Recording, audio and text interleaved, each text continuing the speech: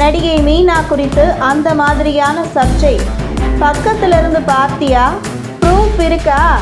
Left right வாங்கிய சரத்குமார். சமீப காலமாகவே சமூக வலைதளங்களில் பல நடிகர் நடிகைகள் குறித்த கிசுகிசுக்களும் அதோடு அவர்களின் திருமணம், விவாகரத்து, குடும்ப பிரச்சனைகள் என அனைத்துமே பேசுபொருளாக மாறி வருகிறது. அந்த வகையில்தான் நடிகை மீனா பற்றிய கிசுகிசுப்புகளும் அதோடு நடிகர் சரத்குமாரின் மகளான வரலட்சுமி சரத்குமார் 2ஆம் தாரமாக திருமணம் செய்கிறார்.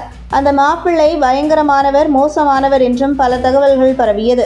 இவ்வாறு தரைக்குறைவாக விமர்சிப்பவர்கள் லெஃப்ட் ரைட் வாங்கி இருக்கிறார் சரத்குமார். யூடியூப் சேனல்களில் சினிமா பிரபலங்கள் பற்றி தரக்குறைவாக பேசுபவர்கள் குறித்து சரத்குமாரிடம் கேட்ட கேள்விக்கு அதெல்லாம் ரொம்பவே தவறான விஷயம் என பொங்கி இருக்கிறார்.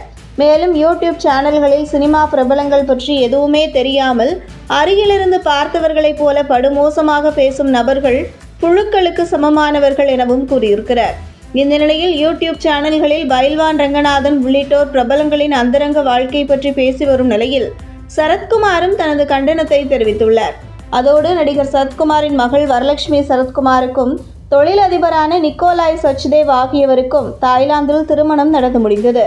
அப்போது வரலட்சுமி சரத்குமாரை வாழ்த்தியவர்களை விட விமர்சனங்களை அள்ளி வீசியவர்கள்தான் அதிகம். குறிப்பாக மாப்பிள்ளையை உருவக்கேலி செய்தது, அதோடு அவரது கேரக்டர் பற்றி தவறாக பேசியது.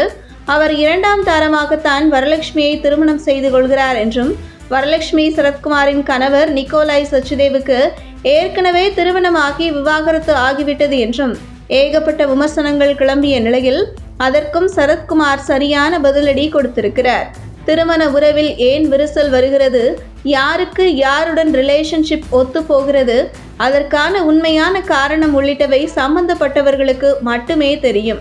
தேவையில்லாமல் அதற்கு கமெண்ட் செய்வது, மோசமாக பேசுவது எல்லாம் தவறான செயல் என விளாசியுள்ளார்.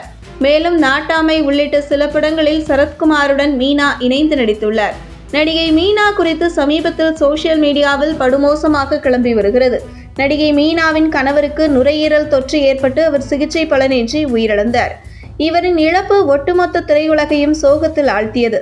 இந்த நிலையில் கணவரின் இறப்பிலிருந்து கொஞ்சம் கொஞ்சமாக மீண்டு வந்த மீனா தற்போதுதான் ஒரு சில படங்களில் நடித்து வருகிறார்.